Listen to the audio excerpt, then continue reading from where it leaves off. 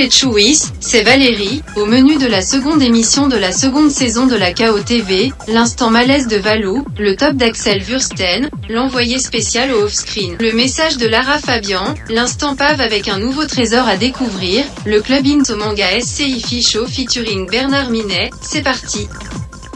Instant malaise de Valou. Bonsoir et bienvenue. Vous êtes assis devant moi. Est-ce que vous êtes debout? Don't take the ring, Laura. Bonsoir et bienvenue. Vous êtes assis devant moi. Est-ce que vous êtes debout? Do you know who I am? Bonsoir et bienvenue. Vous êtes assis devant moi. Est-ce que vous êtes debout? Non. Est-ce que vous excluez de vous lever à la fin de cette interview? Bien sûr, vous n'allez pas l'exclure. Voilà. Partons maintenant à la découverte d'un jeune cinéaste plein de promesses. On lui doit une comédie pasolinienne, une variation de Bug de William Friedkin, un musical, un clip, un court attendu, c'est le réalisateur Axel Wursten.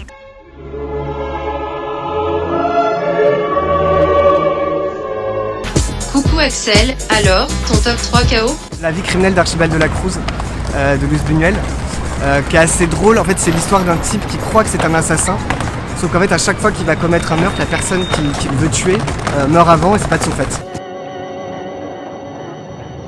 ¿Le gustan mis piernas? Apareció hoy muerta, degollada.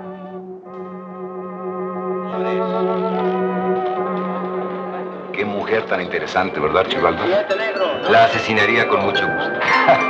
Bon, je raconte pas la fin, mais qui est assez drôle, il y a une pirouette. Et de toute façon, en règle générale, je crois que Luce Buñuel, c'est un bon concept. Belle de jour, voilà, ça j'avoue, c'est un film qui est plus connu que La vie criminelle d'Archibald de la Cruz, mais que moi j'aime beaucoup. Et d'ailleurs, où les séquences de rêve sont filmées comme des séquences très réalistes. C'est presque les séquences réalistes qui sont filmées comme des séquences de rêve. Ça, c'est un peu un parti pris qu'a Buñuel et c'est vrai qu'en général, son travail sur l'inconscient et sur le rêve, moi, c'est un truc qui me touche. Chuck and Buck, scénarisé par le créateur de White Lotus. C'est un film qui date de 2000, je crois. Je l'ai vu qu'une fois, donc, mais ça m'avait assez marqué. C'était avant de voir White Lotus d'ailleurs. C'est sur deux amis d'enfance. Il y en a un des deux qui reste toujours très amoureux de son ami quand ils grandissent à l'âge adulte. Et l'âge adulte, le personnage principal, qui est joué par le créateur de White Lotus, a sa mère qui meurt.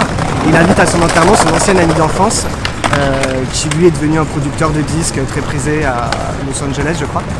Et bref, et du coup ils se rencontrent, sauf qu'il y en a un qui est dans une vie d'adulte et le personnage principal, lui est resté un enfant et il veut recréer Chuck and Buck, c'est-à-dire recréer un peu leur duo d'enfance, sauf qu'évidemment c'est pas trop possible.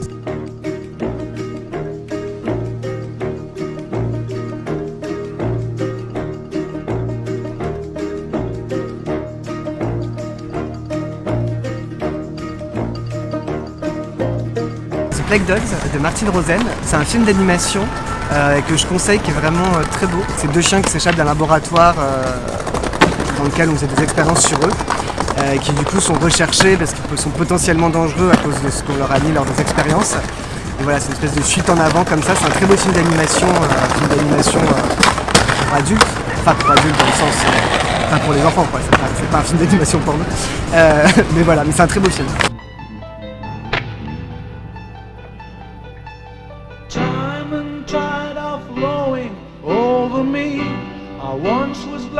But now I see the answer lies within your heart. Memories are only about the past. The present time will never last. The future lies within your heart. Tout de suite partons en Belgique pour le festival Offscreen où se retrouve notre envoyé spécial Alan. Comment ça va? Toutes et à tous, j'ai déjà trop de coupes de champagne dans la gueule, mais là on est parti pour 3 semaines de Offscreen et de folie. Ok, donc comme il est bourré, je vais assurer la présentation toute seule.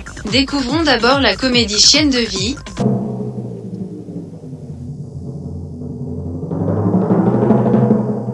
Tu mérites pas d'exister. T'es une fiente, un pauvre type, lâche, insignifiant, inutile. Voilà ce que vous pensez lorsque vous regardez dans le miroir. Je me trompe?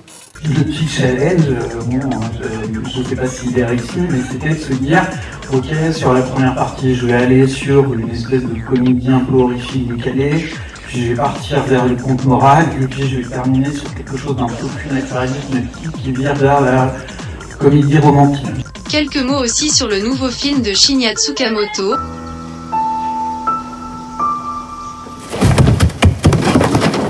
Sa photographie, elle est absolument dingue. Là maintenant il a un chef opérateur, il a une direction photo, c'est beaucoup plus léché, plus lisse. On ne connaît pas forcément son style.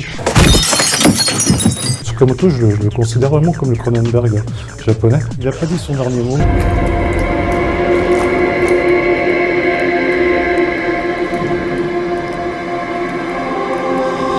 Enchaînons avec La Morsure, un film fantastique de Romain de Saint-Blanca.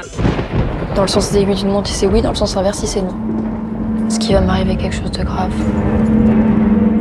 C'est un film que je conseillerais vraiment.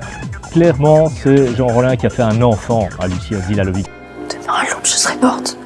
Je le sais. Mesdemoiselles, c'est l'heure! Ce soir, fête déguisée pour le carnaval dans la maison vide, pour celles qui n'ont pas peur. On est dans le cadre d'un film de vampire, un coming of age movie avec une ambiguïté du début jusqu'à la fin, ce qu'on retrouve dans tout le cinéma de Lucia Zilalovic. On n'est pas trop sûr du côté fantastique, et c'est là où le fantastique est le plus intéressant, c'est quand il laisse cette incertitude sur ce qu'on est occupé à voir, c'est quand il trompe notre regard. Peut-être est-il une histoire de vampire, peut-être n'y a-t-il pas une histoire de vampire. Vraiment, de ce point de vue-là, on a une fine d'écriture qui se conjugue assez bien à la réalisation naturaliste de l'ensemble. Vous faites jeune. Je suis plus vieux que j'en ai l'air. Moi, je n'aurai jamais 20 ans.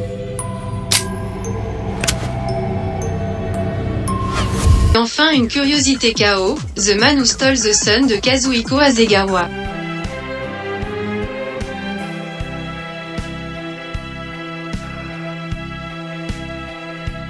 C'est un film complètement fou en fait. Moi j'en avais jamais entendu parler. C'était un peu un mélange de plein de genres et c'était aussi extrêmement fort dans son propos malgré parfois le ton un peu léger. Un côté très loufoque en fait dans le personnage principal qui le rend aussi assez attachant au final. Ouais, il est surprenant en fait. C'est vrai que c'est un peu un personnage qui agit en fonction de ses pulsions. D'un coup il fait une bombe, il sait pas trop pourquoi et puis d'un coup ça va le mener à autre chose. En fait tout ce qui va se passer par la suite nous montre qu'il vit dans un pays qui est déjà mort et que pour lui il n'y a plus rien à sauver. Et c'est là que le film est beaucoup plus sombre que ce qu'il n'y paraît en fait.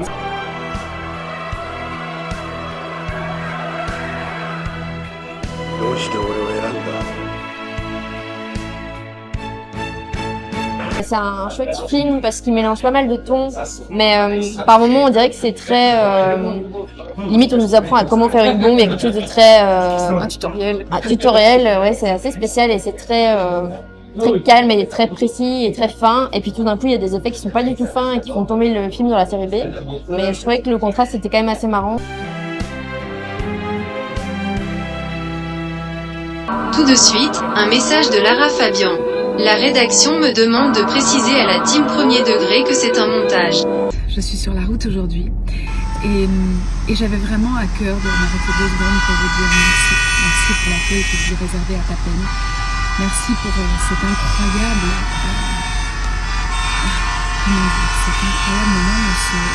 moment. On continue avec l'instant paf de Pascal Alex Vincent avec un trésor à découvrir.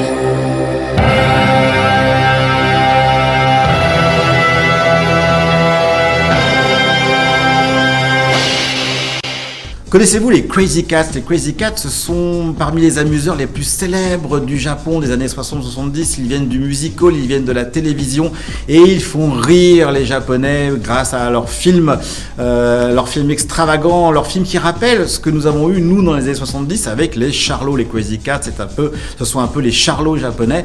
La Toho, la prestigieuse Toho, vous savez la compagnie qui a enfanté de Godzilla, le monstre atomique, mais aussi des 7 samouraïs ou de Musashi, le samouraï invincible, eh bien la Toho a fait un pont d'or aux Crazy Cats pour qu'ils viennent faire du cinéma. Et quand les Crazy Cats font du cinéma, on ne rigole pas puisque leur plus célèbre long métrage, Bagarre Générale à Las Vegas, qui date de 1967, est un film de 2h30 car la Toho a choisi les Crazy Cats pour célébrer les 35 ans du studio. C'est pour vous dire à quel point les Crazy Cats étaient célèbres au Japon. Dans Bagarre Générale à Las Vegas, Crazy Cat se retrouve propulsés en Amérique et vont traverser l'Amérique à pied. Par exemple, ils vont traverser le désert et ils vont finir par arriver où ça? Eh bien, à Las Vegas, où ils vont pouvoir s'en donner à cœur joie et nous chanter une de leurs célèbres chansons, notamment donc dans les rues de Las Vegas.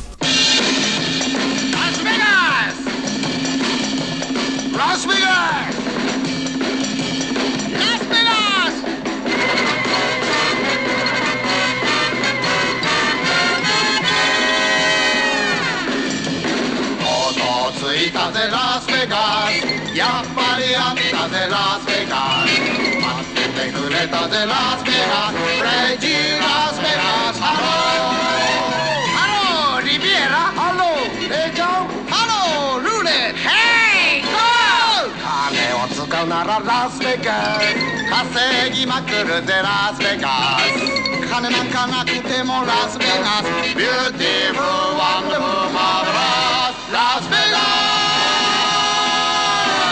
あ、水だ